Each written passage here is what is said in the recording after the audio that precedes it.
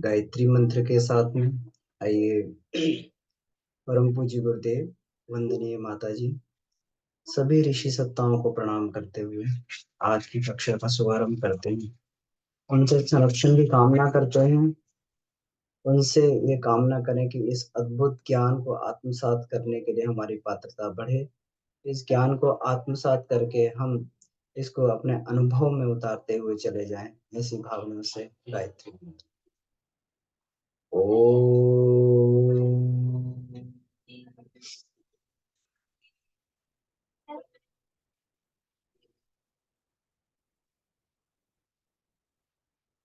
भूर्भुवः स्वः तत्सवितुर्वरेण्यं भर्गो देवस्य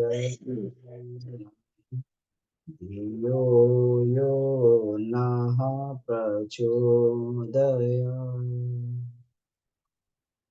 सभी को प्रणाम। आज की कक्षा का जो विषय है, जीव की प्रचंड शक्ति सामर्थ्य, गायत्री की पंचकोशी साधना एवं उपलब्धियां। इस साधना की इस समय क्यों आवश्यकता पड़ी? ये एक ऐसी साधना है जो इस युग में विलुप्त हो गई थी, लेकिन लेकिन परम पूज्य गुरुदेव महाकाल स्वरूप, उन्होंने इस विद्या को पुनः इस धरती पर उतारा। जो गायत्री मंजरी के 46 श्लोकों में इस महान विद्या का वर्णन है। इसकी आवश्यकता क्यों पड़ी?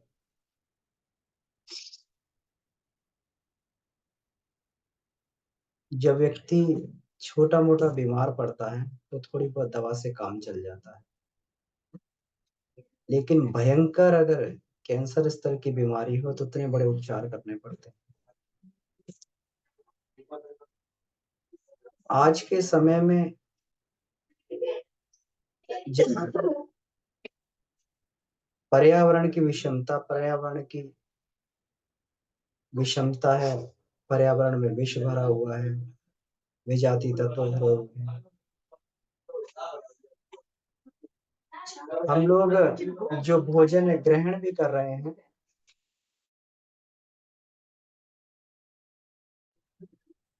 हम लोग जो भोजन ग्रहण भी करते हैं उसमें भी हमें नहीं मालूम कि हम भोजन खा रहे हैं कि जहर खा रहे हैं। कितने कीटनाशक दवाओं का प्रयोग, कितने कितने उसमें फर्टिलाइजर का प्रयोग करके भोजन को बनाते हैं। तो उसमें ऐसी स्थिति में ऐसी स्थिति में ये आवश्यक हो जाता है कि अपने शरीर को जो है इतना समर्थ बना लिया जाए कि इस समय के विपरीत वातावरण में भी हम लोग सरवाइव कर पाए, खुद सरवाइव कर पाए और दूसरों को इस विषमता वाली स्थिति से निकाल सकें। जब हम लोग इस मार्ग पर आगे बढ़ते हैं, ये मार्ग तो जरूर है, इस मार्ग पे निश्चित ही कठिनाइयां आती हैं, क्योंकि साधना की जो पथ होता है उसको नंगी तलवार बोला जाता है, शूरस्य धारा बोला जाता है। उत्तिष्ठत प्राप्य, उत्तिष्ठत जागृत प्राप्य वरान्य।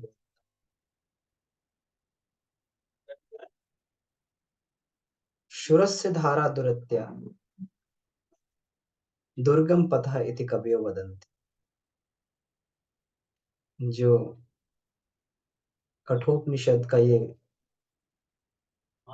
श्लोक है कि ये पथ इतना दुर्गम है कि ये छुरे की धार पर चलने के बराबर होता है। कोई विरले ही इस पर चल पाते हैं। लेकिन फिर भी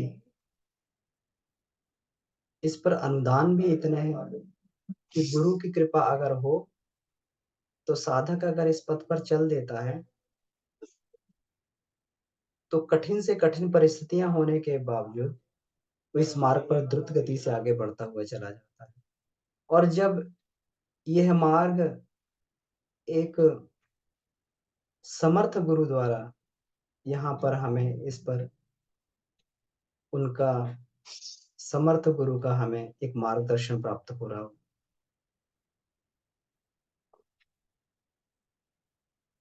पंचकोशीय साधना से मनुष्य की क्षमता 5 गुनी बढ़ जाती, 5 गुनी सामर्थ्य बढ़ जाती। अभी हम एक दिखाई तो देते हैं, लेकिन हमारे अंदर जो 5 विशिष्ट सामर्थ्य हैं वो उनमें एक रूपता नहीं दिखाई देती। मनुष्य सोचता कुछ है, उसकी भावनाएं कुछ और स्तर की हैं, उसकी कार्य पद्धति कुछ और स्तर की होती है। हम सोचते तो बहुत है कि हम लोग कुछ अच्छा करें, लेकिन कार्य पद्धति हमारी उस अनुरूप नहीं बन पाती है। बहुत सारे लोग अच्छा पढ़ना चाहते हैं लेकिन नहीं कर पाते। क्यों? क्योंकि हमारे अंदर जो अलग अलग विभिन्न विभिन्न डिपार्टमेंट में जो ये बैठे हुए हैं बॉस, ये सब एक निश्चित दिशा में चलना प्रारंभ नहीं करते, चलना नहीं चाहते। पंचकोशीय साधना में यही किया जाता है कि मनुष्य की सारी क्षमताओं को एक ही दिशा में प्रवाहित करने का प्रयास किया जाए, कि हमारी भावना जिस तरह की हो। सबसे पहले हमारा उद्देश्य जो हमें देकर भेजा गया उसी स्तर की हमारी भावना हो। जैसी भावना हो वैसे ही विचार हो, उसी के अनुरूप मन काम करे, उसी में हमारी प्राण ऊर्जा का नियोजन हो, और वही जो है हमारे कर्मों में भी उतर के। तो जब ये मनुष्य को ये क्षमता मिल जाती है तो उसकी क्षमता जो है कई गुना बढ़ जाती है। साधारण दिखते हुए भी वह व्यक्ति कई गुना जो है क्षमता वाला होता है। इसी सामर्थ्य की इस समय आवश्यकता है। छोटी मोटी सामर्थ्य से काम चलेगा नहीं चलता। छोटी मोटी सामर्थ्य के से तो आदमी अपने जीवन को भी नहीं बचा सकता। जहाँ अपने जीवन को बचाने की बात हो, दूसरों के भी जीवन को बचाने की बात है, जहाँ इस सृष्टि के एक नवनिर्माण में भूमिका निभाने की बात है, तो वहां अगर उस अभियान में अगर जुड़ना है तो निश्चित इसको जो है गायत्री के इस सावित्री पक्ष को, इस भौतिक पक्ष को, इस स्थूल सत्ता की प्रखरता वाले पक्ष को, इसको व्यक्ति को अपने जीवन में अपनाना ही पड़ेगा। तो हम लोग जो है ये वाङ्मय नंबर 13 का स्वाध्याय करते करते क्रमशः हम लोग आज यहाँ पर पहुंचे कि अन्नमय कोश की साधना जो हम लोग ये इसमें गुरुदेव ने बताया कि प्रारंभ कहाँ से करें अन्नमय कोश की साधना से। तो उसमें जो आज का पिछले चैप्टर्स में हम लोगों ने ये चर्चा की थी कि मनुष्य शरीर जो विशिष्ट है इसमें कई प्रकार के विशिष्ट इस प्रकार के उपकरण दिए हुए हैं, चाहे वो हृदय हो, चाहे गुर्दे हो, चाहे फेफड़े हो, चाहे चमड़ी हो, चाहे हमारे शरीर का ये ढांचा हो, पाचन तंत्र हो। अद्भुत अद्भुत तरीके के भगवान ने इसमें दे दिए कि जिनकी कहीं पर भी किसी भी प्रकार के जिनका कोई भी नकल देखने को संसार में नहीं मिली। मनुष्य के कितने ही प्रयास करने के बाद में कि आज तक जो है बनावटी ना हृदय बनाया जा सका है, ना बनावटी जो लिवर बनाया जा सका, ना बनावटी किडनियां बनाई जा सकी। ट्रांसप्लांट ही करना पड़ा। ये तो बहुत दूर है, मनुष्य आज तक खून भी नहीं बना पाया जिसका इतना विश्लेषण जो है ये करते हैं। जब ये इसको करते हैं इतना विश्लेषण कर चुके, लेकिन फिर भी जो है अगर ब्लड ट्रांसफ्यूजन की बात आती है, चढ़ाने की बात आती है, तो फिर जो है हमें ये दूसरे का ही ब्लड, किसी मनुष्य का ब्लड ही चढ़ाया जाता है। इतनी अद्भुत ये क्षमता संपन्न शरीर बनाया है जिसके लिए अब बहुत जानना बाकी है। उस शरीर की सामर्थ्य को किस प्रकार से समझा जाए और उसको विकसित किया जाए, अपने एक एक ऑर्गन्स की क्या सामर्थ्य है, ये पिछली बार हम लोगों ने चर्चा की थी और ये जानना बहुत आवश्यक है। गुरुदेव ने एनाटॉमी को इसीलिए इसमें जो है रखा कि कहते हैं ना कि जाने बिना ना होई प्रतीति। अगर हम किसी चीज़ को जानेंगे नहीं सही रूप से, तो उसमें हमारा इंटरेस्ट नहीं आएगा। उसमें हमारा जो है हमें उसमें तब तक हमारी रुचि उसमें विकसित नहीं होगी, जब तक हम उस चीज़ को जान नहीं लेते। तो आज जो है आज का विषय इसमें जी हम लोग कहते हैं कि आत्मा की अद्भुत शक्ति होती है। तो आत्मा की अद्भुत शक्ति कहाँ पे दिखाई दे? हम अपने जीवन में तो देख नहीं पाते। लेकिन जब जीव उस स्तर का होता है जहाँ पर उसका ना तो कोई अंग होते हैं, ना अंग-प्रत्यंग होते हैं, ना कोई क्षमता होती है, उस अवस्था में भी उसकी क्या सामर्थ्य होती है। इसको आत्मा की सामर्थ्य बोला जा सकता है। इसको आत्मा की सामर्थ्य हम लोग जिसको ये कहते हैं, बिन पग चलहिं सुनहिं बिन काना, कर बिन करम करहिं विधि नाना, आनन रहिं सकल रस भोगे, बिन वाणी उक्ता बिन जोगी। जिसको हम ईश्वर के बारे में ऐसा कहते हैं, तो जीव की सामर्थ्य भी बिल्कुल इसी तरीके से है। कुछ भी ना होते हुए वह उस वह कार्य कर जाता है जिसको दाँतों तले इसमें देखकर उँगली दबानी पड़ती है। लेकिन केवल हमें उस चीज़ का बोध नहीं होता, तो परम पूज्य गुरुदेव ने उसको भी थोड़ा-सा उसके बारे में परिचय देकर, मेडिकल साइंस के माध्यम से उसका परिचय देकर और हमें बताने का प्रयास किया है कि हम कौन से जो है इसमें हम लोग जीते हैं। हम लोग कितना अपना जो है अंडर एस्टिमेट कर लेते हैं कि हम लोग क्या थे और क्या बन गए। अगर एक क्षमता को याद रखा जा सके तो निश्चित मान लीजिए कि इस जीवन में कभी किसी को टेंशन और डिप्रेशन होगा ही नहीं। कभी भी किसी को ना तो टेंशन होगा ना डिप्रेशन होगा। इतनी अद्भुत क्षमता हम लोग डिप्रेशन कब होता है? जब वह व्यक्ति अपनी क्षमताओं को भूल जाता है, तभी डिप्रेशन में चला जाता है, तभी तनाव में, तभी उसमें चला जाता है। लेकिन अगर वो क्षमताओं को याद रखे तो वास्तव में इसमें गुरुदेव ने यही कहा है, तो इसमें हम लोग चर्चा करते हैं थोड़ा-सा। मैं इसमें ये इसको मुख्य-मुख्य बिंदु को मैंने इसमें जो है इसमें रखा है। और आइए इसको जो देखते हैं कि कितना अद्भुत हमारा शरीर जो ये जीव की सामर्थ्य होती है, अगर जीव की सामर्थ्य अगर देखनी है तो उसको भ्रूण के तरीके से इसमें हम लोग देख सकते हैं। वे नन्हा-सा भ्रूण जो होता है जिसके पास ना कोई संसाधन होते हैं, ना उसके पास कोई शक्ति होती है, लेकिन फिर भी जो है वो इतना जो है प्रचंड उसको ये करता है, इतना प्रचंड विकास करता है। इसमें ये बताया गया है कि मनुष्य अपनी गई गुज़री स्थिति में और जब अपनी सामर्थ्य को पहचाने और उसका उपयोग करने में उपेक्षा बरते। मतलब गया गुज़रा तभी रहता है जब उसको सामर्थ्य, इसका मतलब गया गुज़रा उस स्थिति में नहीं है कि उसको जो है उसके अंदर सामर्थ्य की कमी है। इस वजह से है कि वो अपनी सामर्थ्य को नहीं पहचान सका और ना उसका उपयोग कर पा रहा है।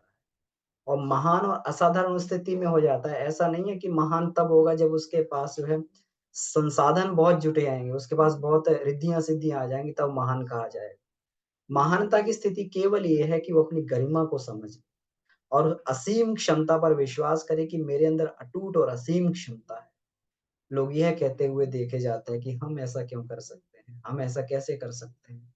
हम ये तो गुरुदेव ने किया था, ये गुरुदेव के लिए संभव था, हम नहीं कर सकते। हम बड़ी बड़ी आसानी से, बड़ी चालाकी से हम उन्हें गुरुदेव बता के, भगवान बता के हम लोग निकल लेते हैं।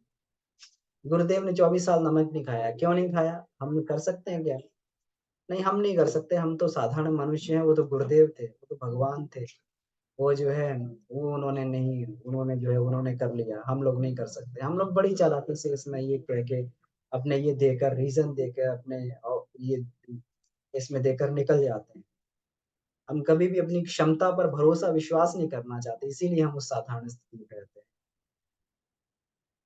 तो इसमें ये गुरुदेव ने कहा है कि मनुष्य ने अपनी क्षमता का अगर छोटा-सा एक उदाहरण देखना है तो भ्रूण के इसमें देखा जा सकता है। इसमें भ्रूण के विषय में जो है पूरा गुरुदेव ने कहा है कि वो साधनहीन स्थिति में भी रहते हुए और वह चीज़ प्राप्त कर लेता है। अगर मनुष्य अगर यही अगर ये बनाए रखे अपना जीवन भर इस इस बोध को बनाए रखे कि हमने किस प्रकार से, किस परिस्थितियों में हम इस संसार में आए।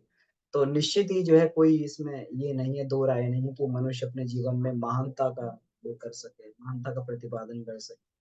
ऐसा नहीं है कि मनुष्य ये जो है ये क्षमता होती है, ये क्षमता होती है तो ये क्षमता धीरे-धीरे नष्ट होने लगती है। जो भ्रूण में क्षमता थी मनुष्य में नहीं रहती, ये नष्ट होने लगती है, ऐसा नहीं। ये कभी भी जो है क्षमता हम देख सकते हैं कि जो पेड़-पौधों के क्रम में भी हम लोग देख सकते हैं कि एक वटवृक्ष जो है एक छोटा-सा नन्हा-सा बीज होता है।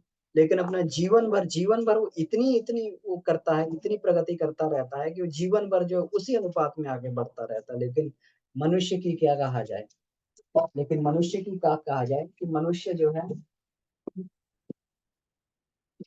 वो अपनी सामर्थ्य को भूलकर और अपना हथियार डालकर बैठ जाता है।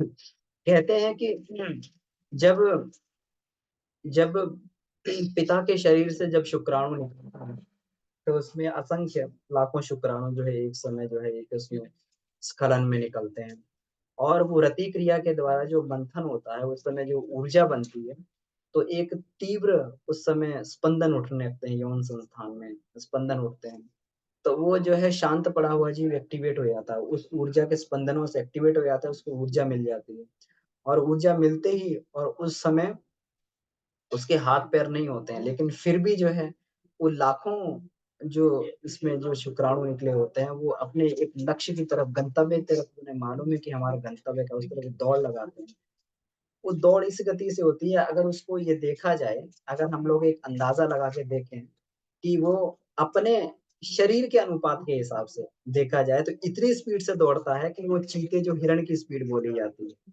कि अगर चीता कितनी स्पीड से दौड़ता है मुझे लगता है सबसे अधिक तेज दौड़ने वाला जानवर जो है चीता ही होता है करीब करीब 80 किलोमीटर से भी ऊपर प्रति घंटे की रफ्तार से वो जो दौड़ता है तो इतनी स्पीड से दौड़ते हुए ये शुक्राणु जो अपने गंतव्य की इतनी इतनी महान उससे और पहुंचते वही है और उसमें भी एक रेस लगती है लाखों में जो जो ये जो है शुक्राणु वहां पर पहुंच जाता है डिंब के पास में पहुंच जाता है तो वही जो है वो सफल होता है वही आगे चल के जीव का अस्तित्व को धारण करता है ये जो है इसमें बताते हैं कि अगर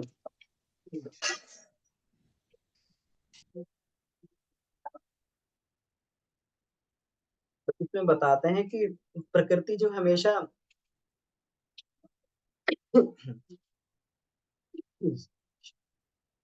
प्रकृति हमेशा संबल को ही सफलता देने की नीति अपनाती है तो लाखों की दौड़ में तो ये तो वैसे ही भी हो गया कि लाखों में से जब हम लोग को कहा जाता है कि आप लाखों में एक हैं तो ये कोई गलत बात नहीं है हमने लाखों जो है अपने सजातियों को बीट करके हम लोग उस अवस्था में पहुंचते हैं और ये भी इसमें कहा गया है कि ये इतना जो है इतनी दूरी तय करनी पड़ती है अब ये तो अगर इसको देखा जाए कि एक शुक्राणु के अगर इसके शरीर के अनुपात के हिसाब से दूरी तय करने की बात अगर इसमें देखी जाए तो कुछ ही दिनों में वो इतनी दूरी तय कर लेता है कि डिंब तक पहुंच जाता है हम लोग देखें कि अगर ये मनुष्य के शरीर के अनुपात के हिसाब से दूरी नापी जाए तो ये उतनी दूरी बैठती है जितनी एक मनुष्य के शरीर के आकार के हिसाब से पूरी पृथ्वी की अगर कोई पृथ्वी की पूरी यात्रा करता है तो वो उतनी दूरी बैठती है लेकिन इतनी प्रचंड सामर्थ्य से जो है ये ये शुक्राणु भागते हुए चले जाते हैं पूरी पृथ्वी जितनी ये दूरी नापते हुए ये अपने गंतव्य स्थल तक पहुंचते हैं तो तो इसमें जैसे ही ये कहते हैं कि जैसे ही ये अपने गंतव्य स्थल तक वहां तक जैसे ही ये डिंब तक पहुंचता है तो वहां पर डिंब में पहुंचकर और ये इससे डिंब से मिलकर शुक्र और डिंब मिलकर एक जो है नेगेटिव और पॉजिटिव में ये दो धाराओं से एक शक्ति का सम्मिलन होता है शक्ति का सम्मिलन होने से एक नई प्रकार की प्रक्रिया इनमें इसमें चालू हो जाती है नई प्रकार की प्रक्रिया इनमें आरंभ हो जाती है साउंड नहीं आ रहा है क्षमा करें इसमें मैं देखता हूँ साउंड को मैं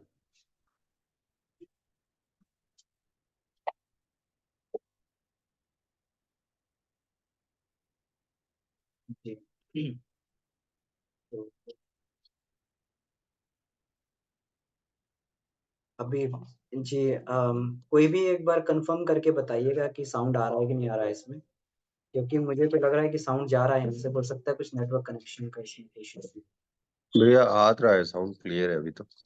ठीक ठीक ठीक है भाई साहब धन्यवाद तो इसमें जो है शुक्र और डिम्ब मिलकर जो है एक ही नेगेटिव पॉजिटिव दोनों धाराएँ मिलकर ये बनाती हैं, शक्ति प्रवाह बनाती हैं। तो स यहाँ कहते हैं गंगा और जमुना का संगम जो है यहीं से चालू हो जाता है। सहकार और मैत्री जो है ये यहीं से चालू हो जाती है। आत्मीयता का जो जीवन का सबसे पहला पाठ मनुष्य यहाँ पे पढ़ लेता है और उसी आत्मीयता के कारण ही जीव अस्तित्व में आता है। जब तक डिम्ब और शुक्र आपस में मिलते नहीं हैं, एक मैत्रीपूर्ण और आत्मीय संबंध नहीं बनाते हैं, तब तक वो मनुष्य शरीर में आने का जो है वो अस्तित्व संभव नहीं है उस समय। तो ये देखने से लगता है कि सहकारिता तो हमें भगवान ने परमात्मा ने पहले दिन से हमें पाठ पढ़ाया। लेकिन जब हम लोग जब पैदा होते हैं, पैदा होने के बाद संसार में अपना बड़े होते हैं, बड़े होने के बाद में जैसे-जैसे हम लोग बड़े होते हुए चले जाते हैं, वैसे-वैसे हमारा आचरण बड़ा स्वार्थपूर्ण और ये बनता हुआ चला जाता है। हम किसी से जुड़ नहीं सकते। कितना अहंकार की भावना हमारे अंदर ये आती हुई चली जाती है।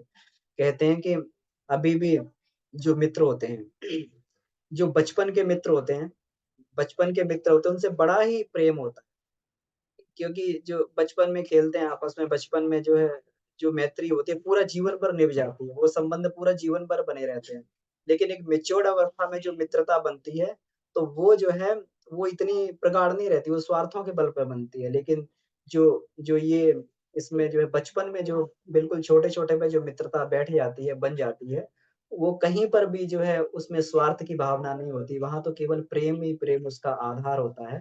तो इसीलिए कहते हैं कि इसमें लंगोटिया यार भी बोलते हैं कि लंगोटिया यार। तो हम लोग जो है कभी भी अपने बचपन के मित्रों को भूल नहीं पाते। जब भी मिलते हैं आपस में तो ऐसा लगता है कि मतलब पता नहीं कितने अम, अ, कब से हम लोग बिछड़े हुए थे और मिलने के बाद में कितना आनंद की अनुभूति होती है। ऐसा क्यों होता है? ऐसा इसीलिए होता है कि धीरे-धीरे व्यक्ति का अहंकार इतना जो है विकसित होता हुआ चला जाता है।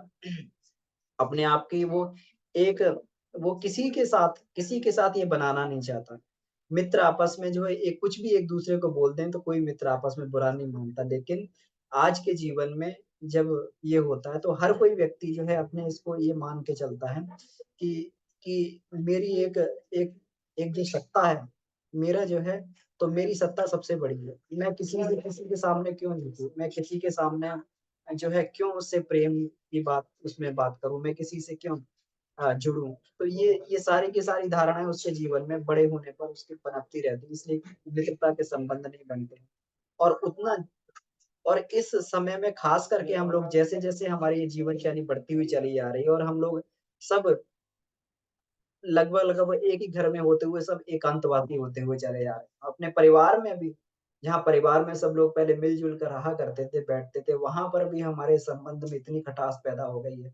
परिवार की बात माता-पिता, चाचा-चाची और उन सब की बात तो दूर हो, अपनी पत्नी से भी जो है हमारे इतना इतना जो है हमारे अंदर ये ईगो और वो सब रहता है कि आपस में भी उनमें जो है कभी ये बन नहीं पाता। लेकिन ये पाठ हमें ईश्वर पहले ही दिन पढ़ा देता है कि बिना सहकारिता के ये कुछ बन नहीं पाता और ये बिना सहकारिता के ये मनुष्य का जीवन ही प्रारंभ नहीं होता। इसीलिए इसीलिए ये जीवन निरुद्देश्य हो जाता है। जब मनुष्य जो है अपनी एकांत सत्ता लेके चलने लगता है, जब किसी से घुलता-मिलता नहीं है, जब किसी से प्रेम, किसी से अ, सहानुभूति नहीं रखता है, तो उसका जीवन इसी तरीके से पशुवत तरीके से हो जाता है और वो एकदम रूखा-सूखा सा जीवन, अशांत जीवन वो जीने लगता है, जहाँ पे कोई ना करुणा, ना संवेदना होती है। बस केवल और केवल बस वही जो है सांसारिकता में डूबा हुआ, अशांत मनस्थिति के साथ में वहाँ पर। लेकिन ये मनुष्य का स्वभाव है कि वो अकेला कभी रह ही नहीं सकता। मेरा मित्र भी जापान में गए थे, तो वहाँ पर बता रहे थे जापानीज़ वो लोग सांसारिकता में इतना रचे-पचे हैं कि उनको परिवार बनाने की वहाँ पर जो है, वो नहीं रहती है। उनको परिवार बनाने की भी फुर्सत नहीं कि परिवार के झंझट में कौन पड़े। सब अकेले-अकेले रहना चाहते हैं और सब अपनी भौतिक प्रगति करना चाहते हैं। तो बता रहा था कि वहाँ पर इतना लोगों का ईगो विकसित हो गया आपस में कि वो पति-पत्नी के रूप में नहीं रह सकते। वहाँ पर कोई पति-पत्नी में जब पति-पत्नी एक गाड़ी में भी साथ अगर जा रहे हैं, अगर एक एक उसमें ट्रेन में भी साथ में बैठे हुए हैं, तो अगर पत्नी का गंतव्य स्थल आ गया, पति का गंतव्य स्थल आ गया, तो उसमें कहीं पे कोई आपस में वो जब उतरते हैं, तो चुपचाप ऐसे उतर जाते हैं कि जैसे 2 अनजान व्यक्ति बैठे हुए थे।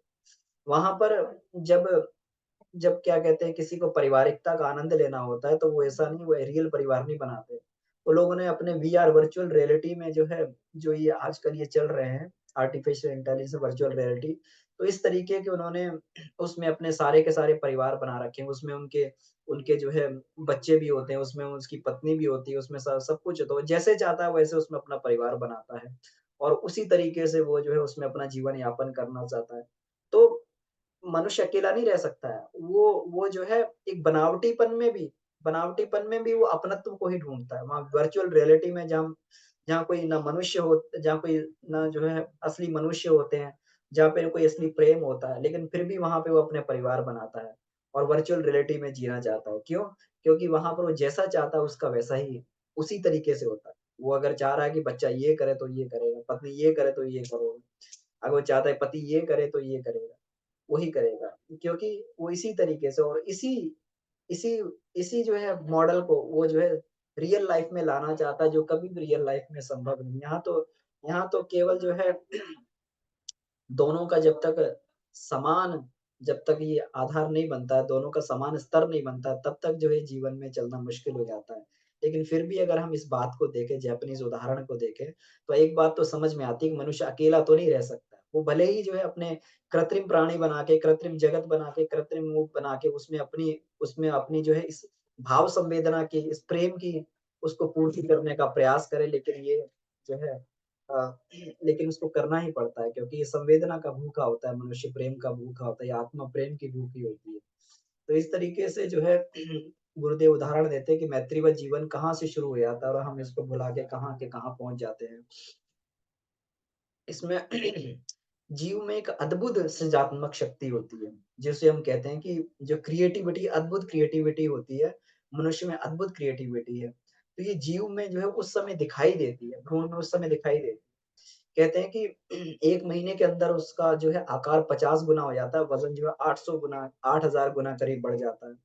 वो एक जीव जो है एक छोटी-सी बूँद के चिपचिपे पदार्थ के रूप में था और वो जो है 1 महीने के अंदर जो है चौथाई इंच का जीव बन जाता है और वहाँ पर उसके जो है सारे हाथ-पैर और ये सब ये दिखाई देने लगते हैं। 8000 गुना भी बढ़ जाता है। तो कितनी बड़ी सृजनात्मकता का प्रतीक है कि जीव चाहे तो कितना अधिक अपने जीवन में सृजन कर सकता है। अगर रियल लाइफ में हम लोग देखें, तो हम लोग देख सकते हैं। ऐसा नहीं है कि ये जो है प्रैक्टिकल लाइफ में संभव नहीं है।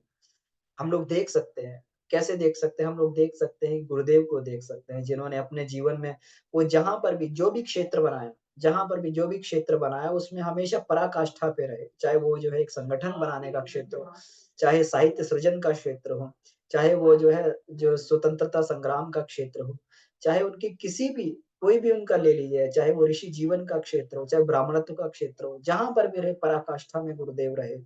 तो उनकी क्षमताएँ कितनी अधिक थी, उनके अंदर कितनी क्रिएटिविटी थी, सहज ही हम लोग ये अनुभव लगा सकते हैं। एक एक छोटा-सा बालक जो है उस समय जब वो गए आदि गुरु शंकराचार्य जब अपने गुरु के पास में गए, तो छोटे से बालक थे। छोटे से बालक को जो है जब उन्होंने पूछा कि मैं ज्ञान लेने के लिए आया हूँ, तो अच्छा तुम ज्ञान लेने के लिए आए, तुम क्या जानते हो? तो मैं आपको क्या तो जो निर्वाण षटकम का जो ये था उन्होंने पहली बार अपने गुरु के सामने वहाँ पर ये निर्वाण षटकम पूरा संस्कृत में ये काव्य रचना करके इसको सुना दी। तो इस स्तर के लोग जो है और उन्होंने पूरा 31-32 वर्ष की आयु तक इतना बड़ा कार्य कर दिया। पूरा जो है सारे जो हमारे उत्तर, दक्षिण और पूर्व, पश्चिम के जहाँ पर भी अलगाववाद था, जहाँ पर हिंदू धर्म अलग-अलग उसमें धाराओं में बँटा हुआ था, सबको एक समन्वित उसमें ले आए। तो इतना बड़ा जो है मनुष्य के अंदर अदम्य पुरुषार्थ, अदम्य साहस होता है। स्वामी विवेकानंद कहते थे कि अगर एक और विवेकानंद होता तो शायद ये जान पाता कि ये विवेकानंद जीवन में क्या करेगा, लेकिन आगे आने वाले समय में ऐसे हज़ारों विवेकानंद तो मनुष्य की असीम जो अद्भुत सृजनात्मक शक्ति होती है, वो अद्भुत जो है अपने ढंग से वो जीवन में प्रगति कर सकता है। इसको ये गुरुदेव ने इसमें समझाने का प्रयास किया कि इतनी तीव्र उसकी जो क्षमता होती है। अगर यही क्षमता अगर जीवन में उसकी बनी रहे, तो मनुष्य जीवन में कहाँ तक पहुँच सकता है। दैत्याकार मनुष्य बन सकता है जीवन में। वह कार्य कर सकता है जो शायद किसी साधारण मनुष्य के लिए संभव नहीं है। तेन तक्तेन भुंजेता। ये जो इसको इस सूत्र को जो हम लोग ये उपनिषद का सूत्र है जो इसको क्या है ईशावास्यमिदं सर्वम यत् किंचन जगत्याम जगत तेन तक्त्याम भुंजिता मा गृधः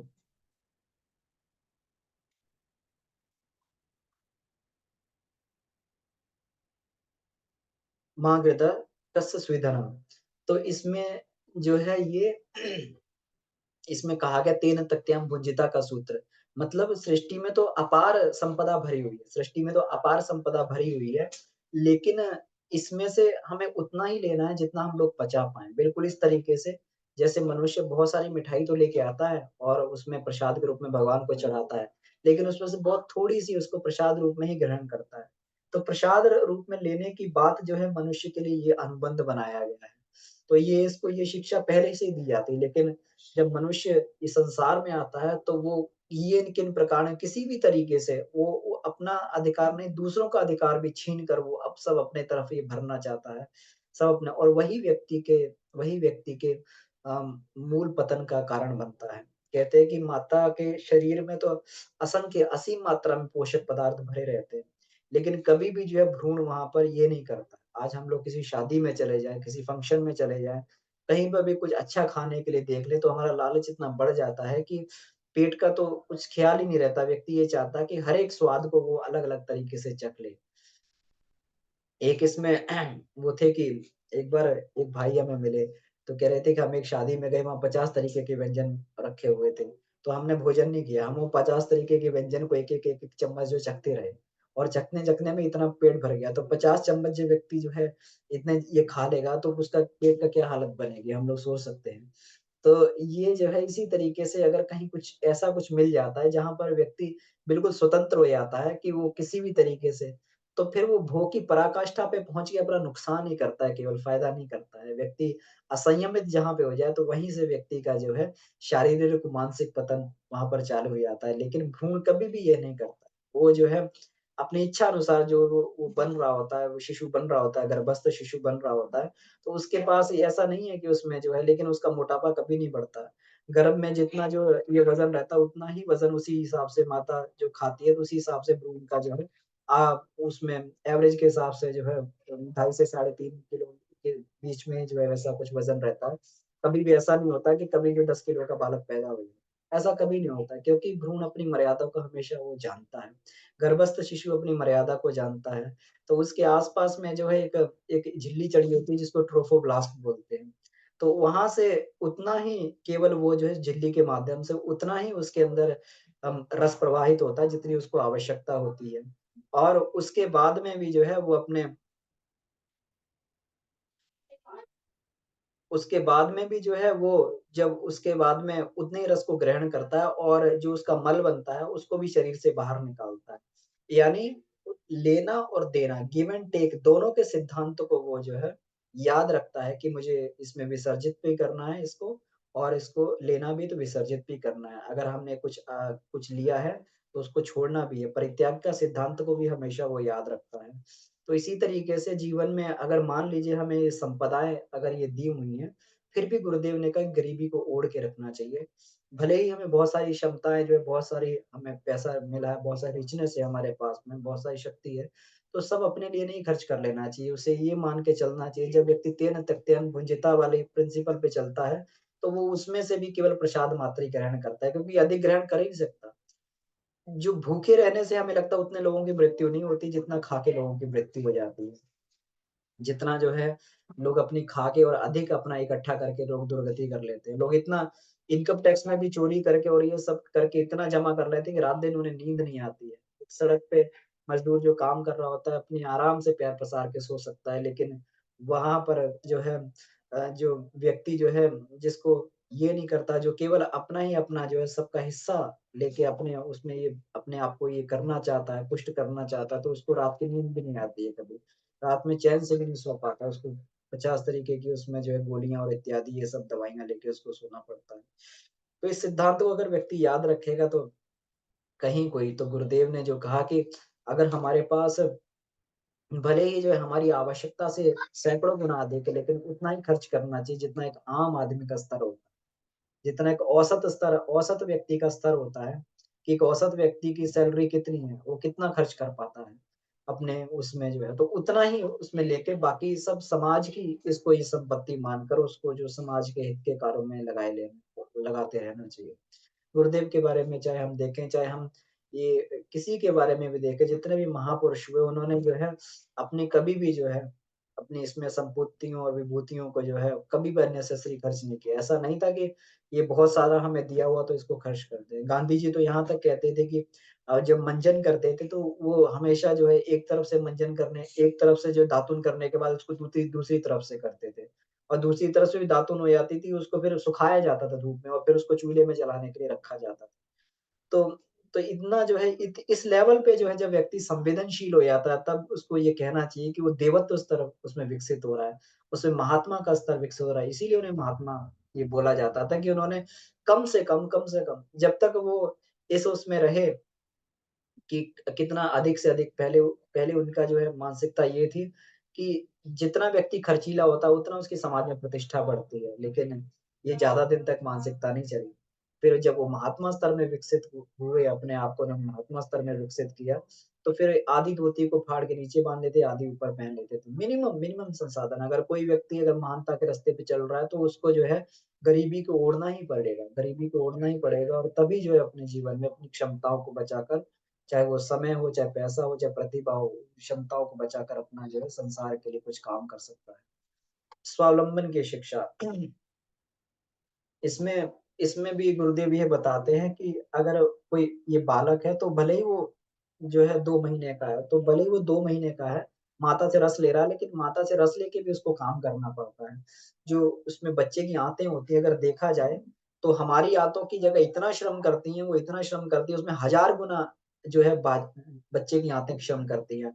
वहाँ पर भी उसको जो अपने रक्त का निर्माण खुद ही करना पड़ता है, जबकि रस वगैरह सब माता से उसको मिल जाते हैं।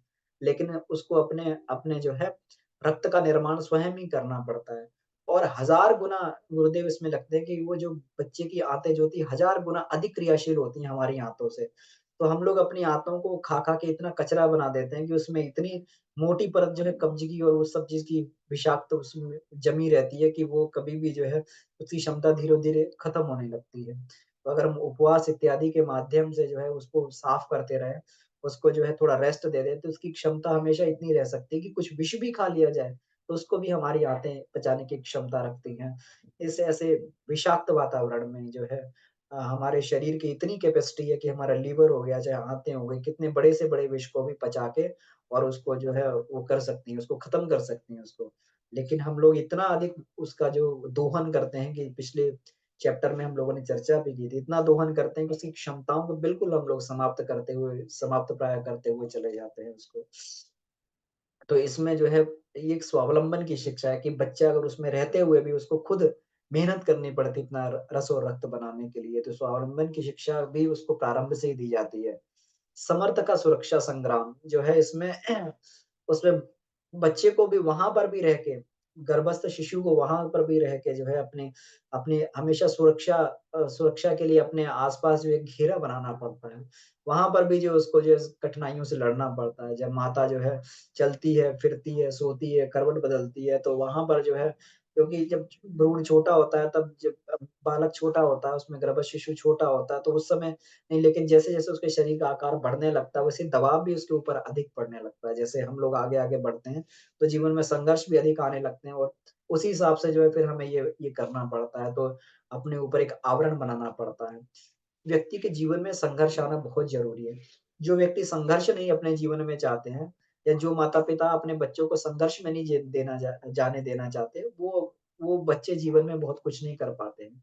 तो इसलिए जीवन में हमेशा संघर्ष करते रहना चाहिए। बच्चों को भी ये शिक्षा देनी चाहिए कि बेटा तुम संघर्ष वाली परिस्थितियों से जूझने की इसको शक्ति रखो। तुम जो है इसको जो है अपना जीवन में अपने जीवन में संघर्ष के द्वारा अपनी क्षमताओं को विकसित करो। वास्तव में संघर्ष के द्वारा ये क्षमताएँ व्यक्ति के जीवन में विकसित होती हैं। तो ये जो सुरक्षा का संग्राम चल रहा होता है ये पूरा का पूरा, तो इसमें जो है पेट में अंदर रहने वाले जो शिशु को भी इसमें पूरा का पूरा अपनी सुरक्षा करनी पड़ती है। तो सुरक्षा के लिए इसमें चारों ओर एक जो है जलीय जैकेट का आवरण बनता है ये, जिससे उसकी रक्षा होती रहे। ज्ञान संपदा और भाव विभूति की चरम उन्नति इस समय में होती है। कहते हैं जब 3 महीने का बच्चा जब हो जाता है तभी जो उसका पुंसवन करवाया जाता है। तो बहुत सारी माताओं-बहनों का प्रश्न रहता है कि आत्मा वहाँ पर होती कि नहीं होती? आत्मा तो जो है पहले दिन से, क्योंकि बिना आत्मिक शक्ति के तो भ्रूण कुछ कर ही नहीं पाता, वो दौड़ भी नहीं लगा पाता। तो आत्मा तो तभी से होती है, आत्मा तो अन्नमय कोश के कण-कण में आत्मा है। तो फिर जो है 3 माह में क्यों करते हैं? 3 माह में जो है बच्चे का हृदय और मस्तिष्क बनने का काम प्रारंभ हो जाता है, तो वहाँ पर मस्तिष्क को, हृदय को संस्कारित किया जाता है। उसकी ज्ञान संपदा को और भाव विभूति को जो है उसको भावों को वहाँ पर संस्कारित करने का क्रम प्रारंभ कर दिया जाता है।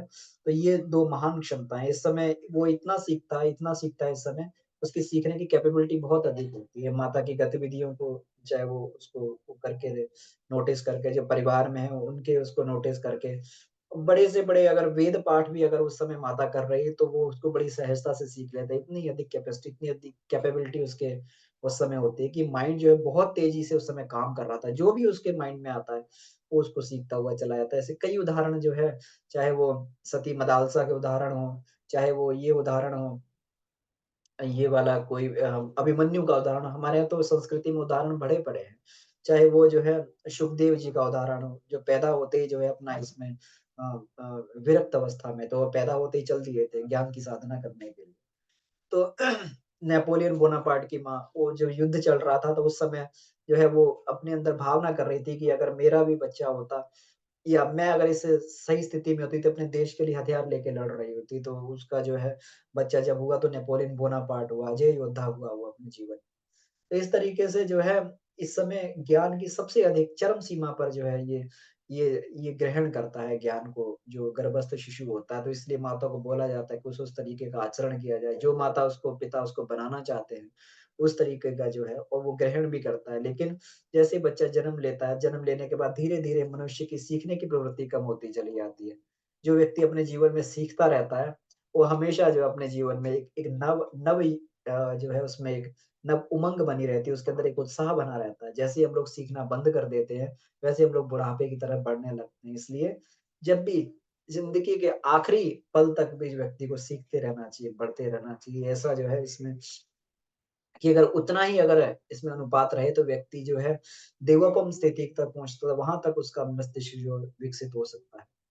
ये जो है इसमें आगे चल के जब 3 माह का ये होता है, तभी इसका ये भ्रूण निर्धारण होता है। तो तब से पहले जो है कोई भी ऐसी मेडिकल ऐसी टेक्नोलॉजी नहीं है जहाँ से उसका ये भ्रूण को जो है इसका लिंग को डिसाइड कर लिया जाए, लिंग का निर्धारण कर लिया जाए। तो इसलिए ये होता सिर्फ़ चेतना के बल पर है। जैसी जीव की चेतना होती है, जैसा वो चाहता है, अपनी चेतना के अनुसार ही, क्योंकि पहले जो है उभयलिंगी होता है। 3 माह से पहले जीव जो उभयलिंगी होता है, लेकिन जैसे-जैसे उसकी चेतना में जिस प्रकार का परिवर्तन होता है, वो अपने लिंग का चुनाव कर लेता है। कहते गुरुदेव ने मरने के बाद क्या होता है, पुस्तक में लिखा हुआ है कि जो अधिकतर जो मादा योनि की जो ये आत्माएँ होती हैं, वो मादा योनि में ही जाना पसंद करती हैं। जो नर योनि की आत्मा होती है, वो उसमें, और जो कन्फ्यूज़्ड रहते हैं, तो वो फिर जो है उसमें इस तरीके से वो बन के उसमें आ जाते हैं, जिसको हम लोग ये किन्नर इत्यादि बोलते हैं। तो ऐसे करके जो है ये इसमें जीव अपना ये करता है, अपनी पसंद के आधार पर, अपनी भावना के आधार पर वो जो है लिंग का चुनाव करता है इसमें। जैसे ही बच्चा पैदा होता है, तो ये उसके लिए एक सबसे बड़ी चुनौती होती है संसार में आना। संसार में आना उसके लिए सबसे बड़ी चुनौती होती है, क्योंकि अंदर जो है जिन परिस्थितियों में बच्चा रह रहा होता है, तो उन परिस्थितियों में वो बहुत कर जो है माता के गर्भ में बचा रहता है। लेकिन जैसे ही वो आता है, बहुत सारे सिस्टम्स उसके चालू होते हैं। जैसे साँस लेने का सिस्टम हो गया, जैसे बाहर की वातावरण हो गया, बाहर का खतरनाक, चाहे वो वातावरण मान लो, चाहे उसमें विकिरण मान लो, चाहे कुछ भी मान लो, कि उसको जो एक भयंकर एकदम एकदम झटका लगता है कि मैं कहाँ पे आ गया। तो उस क्षमता का संपादन करने के लिए नवजात शिशु जो है रोता है, काँपता है, चिल्लाता है, हाँफता है, हाथ-पैर पीटता है। जो नहीं रोते हैं, तो जो जो होती हैं, नर्स होती हैं, दाई होती हैं, वो ज़बरदस्ती उसको रुलाने का प्रयास करती हैं, ताकि उस सिस्टम को चालू किया जा सके। तो ये एक इसी तरीके से हम लोग आज परिस्थितियों से तालमेल नहीं बिठा पाते। हमें घर भी छोड़ना पड़े, दूसरे घर में जाना पड़े, तो हमारे लिए जो है घर छोड़ के अगर कहीं दूसरी जगह पे जाना पड़े, तो हमें लगता है कि ये कितना बड़ा पहाड़ टूट पड़ा हमारे ऊपर। हमने देखा है कि इतना जब जब हम लोग कॉलेज में पढ़ते थे, तो लड़के जो पढ़ने के लिए आते थे, उनमें इतनी होम सिकनेस होती थी कि वो हफ्ते भर की छुट्टी का इंतज़ार करते थे। जैसे ही जो है वीकेंड आता था, तुरंत अपने सब कपड़े भी बैग में लेकर भर के, जो गंदे कपड़े बैग में भर के लेकर जाते थे और वहाँ से धुलवा के लाते थे। इतनी ज़्यादा जो है डिपेंडेंसी हम लोग ये कर लेते हैं, इतनी अधिक जो है घर के साथ में हम लोग रचे-पचे रहते हैं, कि ज़रा भी विपरीत परिस्थितियाँ आई तो हम लोग झेल नहीं पाते हैं। लेकिन जैसे ही जीव पैदा होता है, जैसे ही बच्चा पैदा होता है, तो वो बिल्कुल इसी तरीके से होता है जैसे एक लोक से जीव दूसरे लोक में जाता है। इतनी विपरीत परिस्थितियों में वो सर्वाइवल का रास्ता ढूँढता है, सर्वाइव होके वो जो है फिर आगे बढ़ता है। तो इस तरीके से बताया गया कि अन्नमय कोश जो है ये इसमें अद्भुत क्षमता है, मनुष्य के अंदर अद्भुत क्षमता है, उसके ये पूरा का पूरा अन्नमय कोश के कारण ही होता है। जैसा उसका शरीर बन रहा है, जिस प्रकार से उसके विकास चल रहा है, जो उसमें ज्ञान है, जो इंटेलिजेंस है, वो सारा का सारा जो है, वो अन्नमय कोश में कहीं न कहीं जीन्स और उसके रूप में ये रहता है और मनुष्य यहीं से अपना जो है पूरा भाग्य का निर्धारण कर लेता है। तो अन्नमय कोश जो है, ये इसके कण-कण में आत्मा व्याप्त है। अगर वहीं से व्यक्ति अपनी तैयारी शुरू कर दे, अन्नमय कोश में जाके अपनी तैयारी को शुरू कर दे, तो जीवन में कुछ से कुछ बन सकता है। जीवन में कहीं पर भी जो है, किसी भी प्रकार की महानता को अपने जीवन में अपना सकता है। तो ठीक है, आज के टॉपिक को काफ़ी लंबा टॉपिक था ये। इसमें जो है इसको अधिक जानने के लिए आप ज़रूर इसका स्वाध्याय कर सकते हैं और अभी कोई प्रश्नोत्तरी बचती हो तो हम लोग आपस में इसमें चर्चा कर सकते हैं। जी। और जो भी भाई-बहन इसमें कुछ अपना विचार देना चाहते हों, सीनियर साधक इसमें जुड़े हुए हैं, तो अपना कुछ विचार रखना चाहते हो तो उसको भी हम लोग देख सकते हैं। उसमें भी हम लोग आपस में चर्चा कर सकते हैं। जी।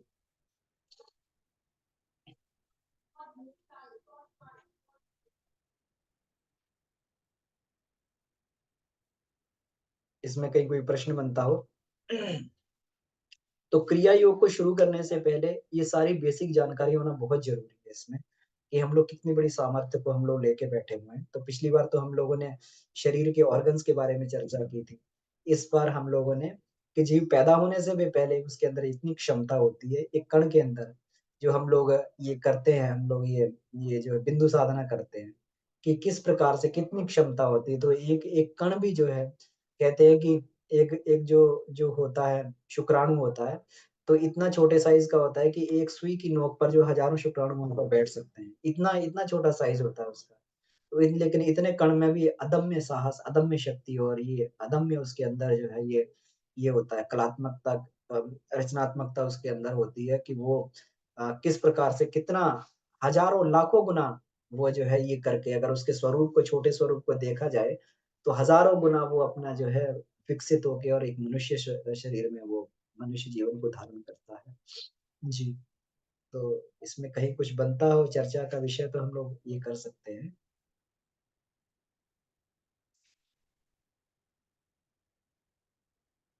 जी, मीना दीदी, उमा दीदी, हेमलता दीदी, भगत भाई साहब, आदित्य भैया, कोई भी इसमें अपना कुछ भी इसमें पक्ष इसमें रखना चाहें, अनुभव रखना चाहें तो इसमें ज़रूर।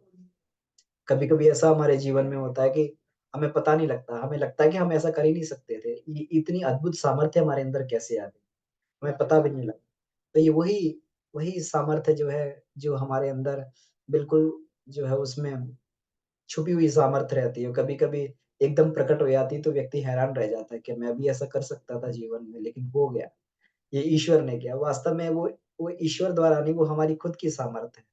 वो हमारे खुद का जो है अंदर जो जो हमें ईश्वर ने दिया, वो अंदर का हमारा जो है क्षमता है, जिसको हम लोग पहचान लेते हैं और उसका उपयोग कभी-कभी कर पाते हैं चमत्कार के रूप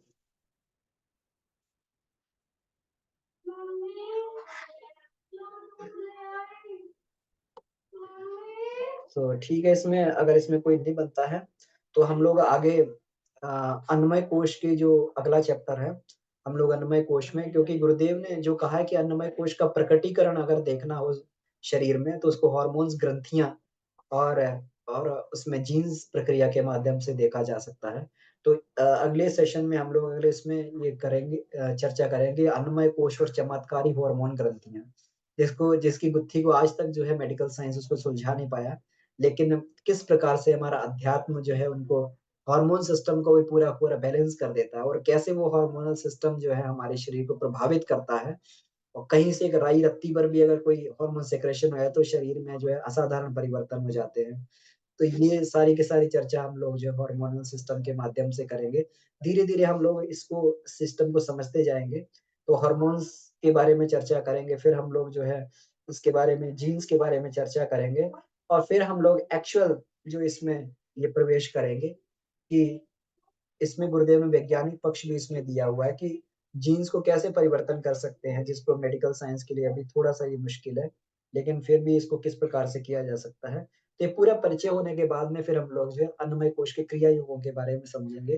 जिससे हमारे बहुत सारे साधक हैं, इसमें हमारे बहुत सारे साधक हैं, और जो है सीनियर साधक, तो प्रयास यही रह जाएगा कि सभी लोग जो है अलग-अलग लोग इसमें जो है कक्षा लें इसमें, ताकि सबसे सबके अनुभव का लाभ हम सभी को मिल पाए। तो इस जी, इसमें चैट में जी दीदी, ये आपके प्रेम और स्नेह के लिए बहुत-बहुत धन्यवाद। ये अपना ज्ञान नहीं है, ये एक्चुअल में इनका जो है गुरुदेव का ही सब दिया हुआ है। हम तो मेडिकल के स्टूडेंट भी नहीं है, तो गुरुदेव ने जिस-जिस तरीके से लिखा उसको केवल हमने पढ़ दिया है। उसमें कहीं कोई छूटे ना बख्शे, इसलिए मैंने उसको स्लाइड बना ली थी, कि जिस तरीके से उसमें महत्वपूर्ण बिंदु हमें जो मिले तो उसको एज़ इट इज़ पढ़ के जो है हम लोग उसको जान पाएँ कि गुरुदेव हमें क्या बताना चाहते हैं। अद्भुत है ये, बिल्कुल अद्भुत साधना है और अद्भुत गुरुदेव ने इसमें लिखा हुआ है। तो जैसे ही हम लोग एक-एक करके आगे बढ़ेंगे तो ऐसी-ऐसी गहन परतें हमारे सामने जो है स्थूल, सूक्ष्म और कारण की खुलती हुई चली जाएँगी, कि जिसको देख के हम लोग आश्चर्य करेंगे कि मनुष्य शरीर में ऐसा भी होता है क्या? ये भी होता है, इसको भी जागृत किया जा सकता है, तो क्या-क्या हमारे जीवन में परिवर्तन हो सकता है। तो अगर कोई प्रश्न नहीं बनता है किसी का भी, तो आज की कक्षा को हम लोग यहीं समाप्त करते हैं, और स्वाध्याय हम लोग ज़रूर करें, वाङ्मय नंबर 13 का स्वाध्याय करते रहें। ये वाङ्मय नंबर 13 जो है, ये इसमें जीव की प्रचंड शक्ति सामर्थ्य के बारे में हम लोग चर्चा की। तो अगली बार हम लोग जो है, जो चमत्कारी हार्मोन्स ग्लैंड के बारे में चर्चा करेंगे। तो इसमें जो है, अगर बन पड़े तो इसमें स्वाध्याय ज़रूर करें। जी, उमा दीदी आप कुछ कहना चाह रहे हैं? हाँ, जी भैया जी, बिल्कुल। प्रणाम। प्रणाम भैया, सभी को प्रणाम। भैया दरअसल ये 13 नंबर वांग में तो 2-3 बार हम लोग स्वाध्याय कर चुके थे, लेकिन इस क्लास से मैं सुबह आज, चूंकि हमारे यहाँ गेस्ट आए हुए हैं तो समय अभी थोड़ा कम मिल रहा है, तो लेकिन मुझे सुबह आधा घंटा समय मिला, मैंने इस टॉपिक को पढ़ा। मुझे ये फील हुआ कि इतना करने के बावजूद निरंतरता दूसरे वांग्मय में चले जाते हैं तो क्या होता है कि फिर इसका थोड़ा सा धूमिल होने लगता है। लेकिन ये क्लास इतना अच्छा आप ये कर रहे हैं कि मुझे लगा कि हम तो अपनी गरिमा ही भूल गए हैं। मुझे इस टॉपिक से लगा कि और यही है, अगर इस चीज को, एक टॉपिक मुझे लगा कि अगर सिर्फ इसको अगर ध्यान में रखा जाए तो पांचों कोषों की साधना हो जाए। ये मुझे लगा भैया, यही शेयर करना था। बिल्कुल दीदी, तो उमा दीदी है, इसमें बहुत सारे दीदी इसमें ऐसे लोग जुड़े हुए हैं। अपने उसमें पंचकोश ग्रुप से नहीं है, बहुत सारे लोग बहुत-बहुत उसमें जगह-जगह से जुड़े हुए हैं। तो उमा दीदी ये पंचकोशी की बहुत ही सीनियर साधिका हैं, और इन्होंने पंचकोश को बिल्कुल अपने जीवन में उतारा है, और उतार के जो व्यवहार में इन्होंने उतारा है। तो और इनके नहीं अनुभव भैया, से हम लोग लाभान्वित होते नहीं रहेंगे। भैया, सीनियर तो नहीं कहिए, बस कोशिश जारी है जी। ना, करने की कोशिश जारी है बस।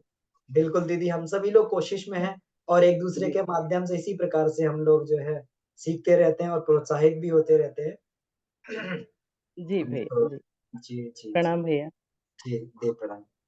तो ठीक है, तो हम लोग, हमारा समय भी हो गया है, 8:30 हो गए हैं, तो आज की कक्षा को हम लोग यहीं समाप्त करते हैं, और शांति पाठ के साथ में हम लोग गुरुदेव माता जी से प्रार्थना करते हैं इस अद्भुत ज्ञान को जो हम लोग अपने अंदर इसको आत्मसात कर पाएँ। परम पूज्य गुरुदेव वंदनीय माता जी ऐसी सामर्थ्य हमें दें, और हम लोग जो है इसी प्रकार से इस मार्ग में आगे बढ़ते रहें, ज्ञान साधना के मार्ग पर, प्रैक्टिकल के मार्ग पर आगे बढ़ते रहें। शांति पाठ।